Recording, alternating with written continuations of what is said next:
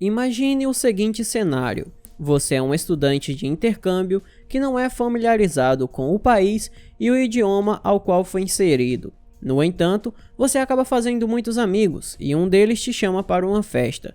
Porém, ao ir até essa festa, você erra o endereço e, por não entender o que estava acontecendo, acaba perdendo sua vida.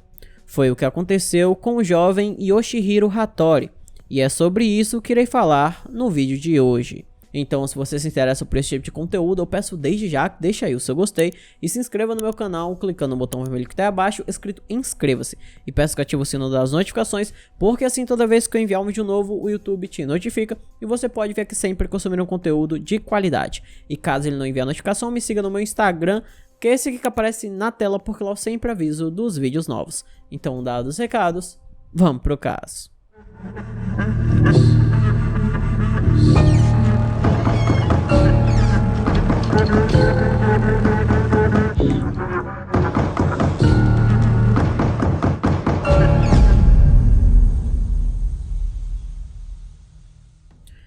Yoshihiro Hattori nasceu no dia 22 de novembro de 1975 em Nagoya, no Japão. Nagoya é a quarta maior cidade do país, com uma população de cerca de 2,3 milhões de habitantes. Yoshi, como seus amigos e familiares o chamavam, era o filho do meio, entre um irmão e uma irmã. O rapaz era descrito como um adolescente sociável que jogava no time de rugby do colégio e adorava pescar. Então, em agosto de 1992, Yoshi, que tinha apenas 16 anos, teve a oportunidade de viajar para Baton Rouge, na Louisiana, nos Estados Unidos, como parte do programa de intercâmbio. Além disso, ele recebeu uma bolsa da Fundação Morita para realizar sua viagem. Os pais do Yoshihiro, Masa e Mieko Hattori, disseram que seu filho no início não estava muito animado, porém quando ele fez o teste e passou, ficou muito ansioso para sua viagem. E assim que chegou nos Estados Unidos, o Yoshi foi recebido por seus anfitriões, a família Haymaker. Essa família tinha um filho com a mesma idade de Yoshihiro, que atuou como seu mentor. O nome dele era Webb Haymaker. Os dois se tornaram bons amigos e Webb apresentou Yoshi aos seus colegas, enquanto ajudava a se estabelecer nos Estados Unidos. Yoshi estava muito aberto para aprender o estilo de vida americano e também esperava compartilhar sua cultura com a sua nova família. Ele causou uma boa impressão desde o início e todos gostavam muito do seu jeito leve de ser. O Yoshi, que já havia sido jogador de rugby no Japão, resolveu que nos Estados Unidos faria algo diferente e se inscreveu em uma aula de jazz.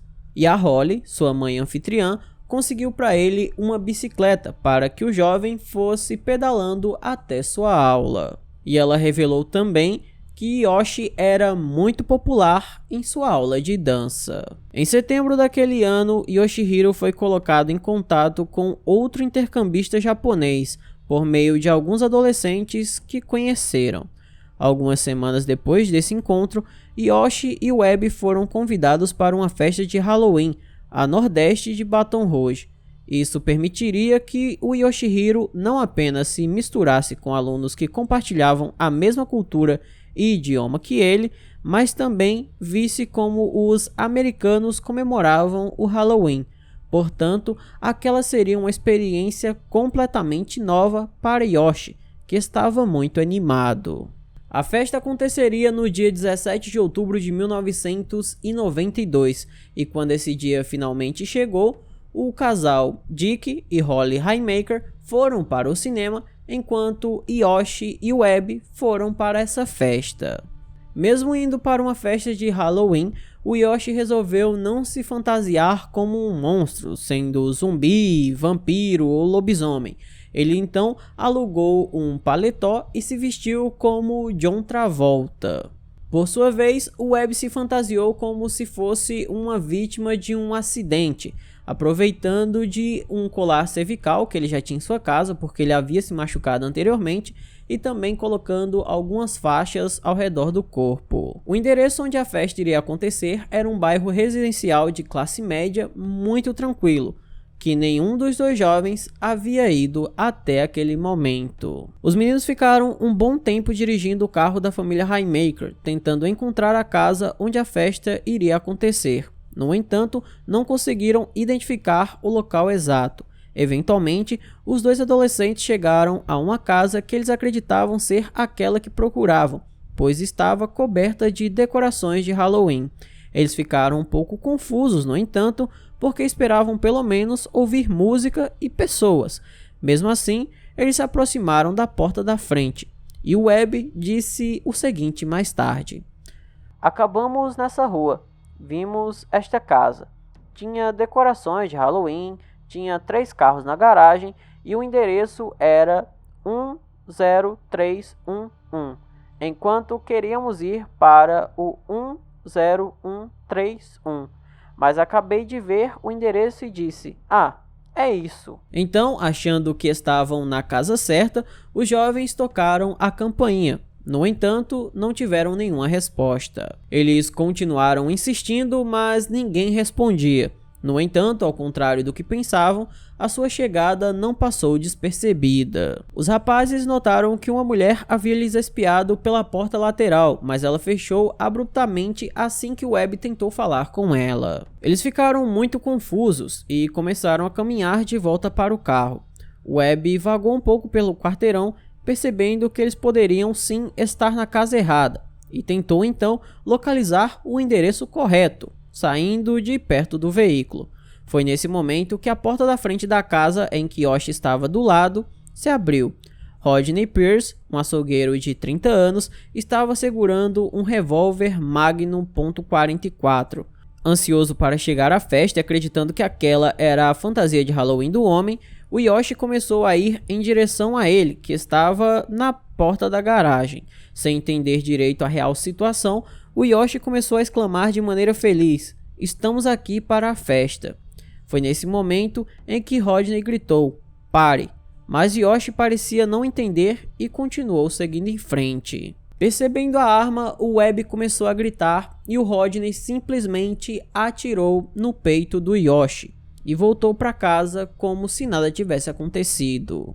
Vendo que seu amigo estava caído no chão e todo ensanguentado, o Webb correu para as casas próximas pedindo por ajuda. Enquanto isso, como eu disse anteriormente, o Rodney voltou para dentro de sua casa e ficou lá até a chegada da polícia, que ocorreu cerca de 40 minutos depois. Do outro lado da cidade, os Haymakers estavam saindo do cinema depois de terem assistido um filme. Enquanto caminhavam para fora do local, o beeper de Holly tocou e ela ligou para o número. Era a polícia. O policial do outro lado da linha disse a ela que Webb estava bem, mas Yoshi não. Holly disse que eles encontrariam a polícia no hospital e o policial respondeu que não seria necessário, pois o Yoshi estava morto. Ele havia falecido por perda de sangue na ambulância entre 20 horas e 48 minutos e 20 horas e 49. A bala perfurou os lobos superior e inferior do pulmão esquerdo de Yoshi, saindo por onde está situada a 7ª costela. Dick e Holly correram para a delegacia e encontraram seu filho Webb sentado sozinho, sem saber o que havia acontecido com seu amigo. Enquanto isso, os pais do Yoshi ficaram sabendo do que aconteceu com seu filho por meio de um funcionário do intercâmbio. Assim que a Mieko, a mãe do Yoshi, ficou sabendo do que aconteceu, ela foi para o quarto do filho e não conseguia parar de chorar. 2 dias após o crime, os Hattoris voaram para os Estados Unidos. O caso de Yoshi se tornou uma notícia global da noite para o dia. Isso chocou as pessoas no Japão, onde as armas são proibidas. Masa e Mieko agiram imediatamente, lançando uma campanha pedindo o fim do acesso fácil às armas de fogo nos Estados Unidos.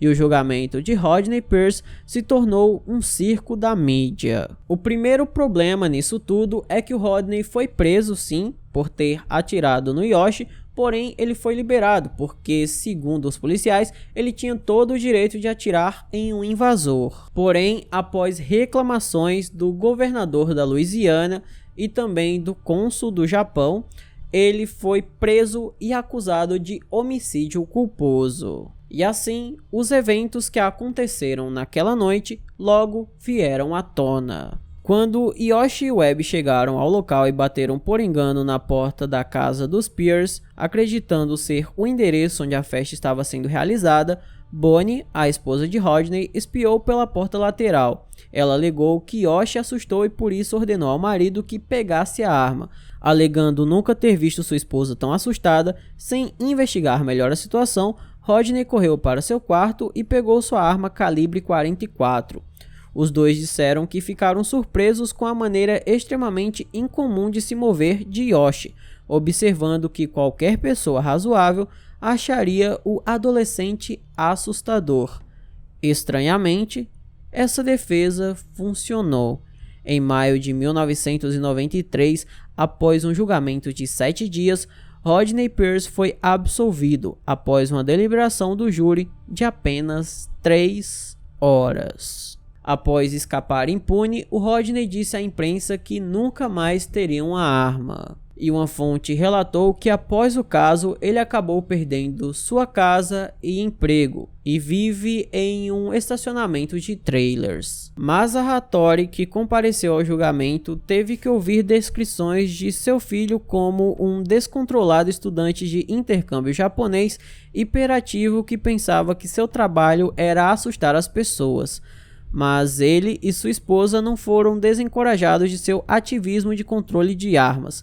A petição dos Hattoris ganhou força. No final, cerca de 1.700.000 japoneses assinaram a petição. A história de Yoshi dominou as primeiras páginas e os noticiários do país por várias semanas. Dick Haymaker também decidiu reunir assinaturas nos Estados Unidos para ajudar os Hattoris. No final, cerca de 150.000 assinaturas escritas chegaram pelo correio. Ambas as famílias foram até Washington em novembro de 1993 como parte de sua campanha. Eles até mesmo conseguiram falar com o presidente Clinton no Salão Oval.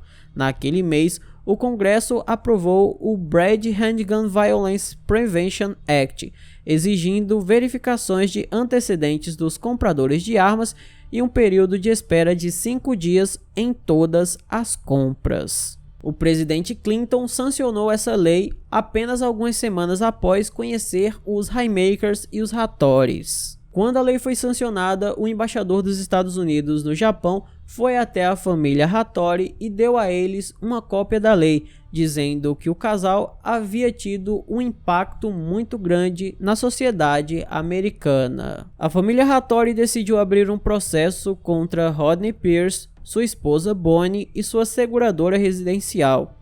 Eles foram colocados em contato com Charles Moore, um advogado que tinha experiência em tais casos, e o Charles disse o seguinte: "Nunca esperei receber nada por isso. Achei que a seguradora se recusaria a pagar, porque foi um ato doloso e não há cobertura para atos dolosos." Para sua surpresa, a seguradora pagou o valor de $100.000, mas os Hattoris não ficaram com nada do dinheiro. Em vez disso, eles deixaram tudo nos Estados Unidos para financiar medidas de controle de armas. Tanto Mieko quanto Masa continuam envolvidos com ativismo mesmo após terem se passado 3 décadas da morte de seu filho. Holly e Dick, por sua vez, já não estão mais nesse tipo de campanha. A Holly tem 74 anos e trabalha meio período com saúde mental nas escolas. E o Dick tem 79 anos e é aposentado. E infelizmente no dia 1º de março de 2022, Webb Haymaker tirou sua própria vida, após ter ajudado várias pessoas por meio da terapia. Então esse foi o vídeo de hoje, espero imensamente que vocês tenham gostado da forma como narra os casos e nunca do que acontece. Se você gostou, eu peço que deixe um like, se inscreva no canal, mande para todos os seus amigos, me siga nas minhas redes sociais, se quiser e puder se torne membro, porque isso ajuda demais. Por hoje é só, até a próxima e tchau!